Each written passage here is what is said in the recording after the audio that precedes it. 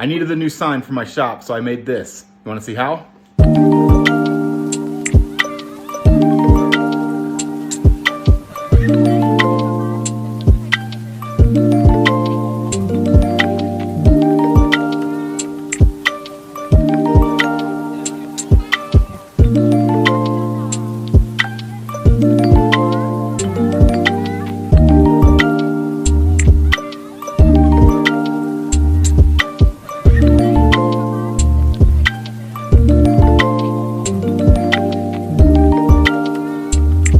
All right, so the new shop sign is up. I got to do something about my CNC dust collection hose because it's just a mess.